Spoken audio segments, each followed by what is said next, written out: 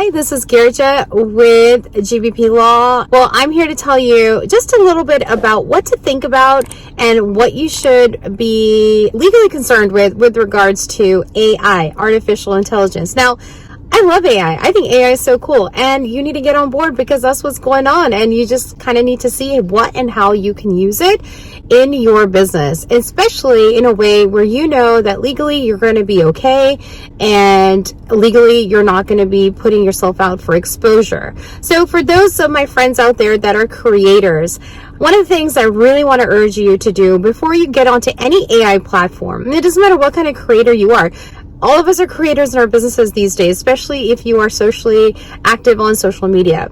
But when you get onto a artificial intelligence platform and you're using their services and you're using that service and that software, think about whether you have read the terms and conditions and the privacy policy. You need to read the fine print.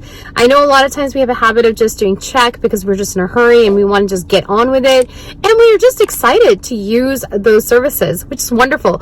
But we really need to read the fine print because a lot of times, especially with AI, it's really important for us to know how that system or that software is generating its AI. Is it just scraping the internet and using other people's stuff that they're not allowed to use? Or is it using something that they've already created and they're using something that you've created and creating a hybrid? Like, what is a system for their generation of the AI at the end of the day? Because it needs something. It's not just that it's creating something out of thin air. And so read the fine print. I urge you to read that fine print. It will take about 10-15, if not half an hour maybe, but you need to read it. Number two, I want you to think about why you're using the artificial intelligence. What is the purpose of the AI in the way you're using it in your business? And if it is for something that you are wanting to sell or later on wanting to claim ownership over the intellectual property, especially, I would urge you again to maybe reconsider that AI purpose, because it's okay to create it for a blog, for your website, or as a newsletter for, your business, if that's what you want to do. And if it's, really resonating and aligning with your business as well, because at the end of the day, it's really important for us to sound authentic and to use our voices in our marketing, right?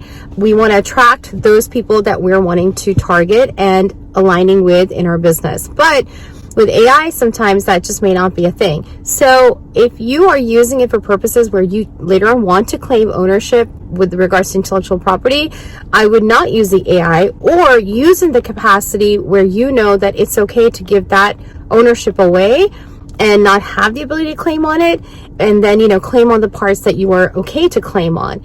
These are things that you're just going to have to assess and really determine how much this AI is really helpful, or if it's something that's just, diluting your ownership at the end of the day with regards to intellectual property. Now, that takes me to the third thing that you want to be careful about also, is that if you are creating something for your clients, say you are creating a brand or you're creating content for your clients, and they're assuming that this content or even the logo that you're creating is something of original works, basically something that you are creating originally, but then you're giving them the ownership of it because of the contract that you have with them, and they're assuming it to be real and assuming it to be non-AI, but you are using AI in your business to create content for them, then you have to give that disclosure.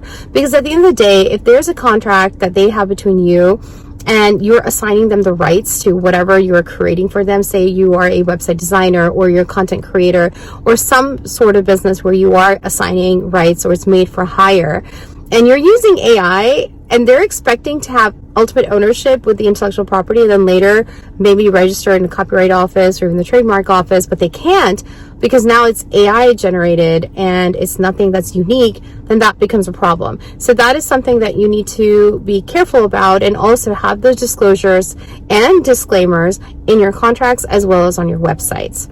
I hope that was helpful. These are just small little tips that we need to be thinking about. There's so many other things that are coming out in the pipeline with AI. And as we're going, I'm going to be giving you more tips and more advice regarding all of this. But until then, I'll see you later. Bye.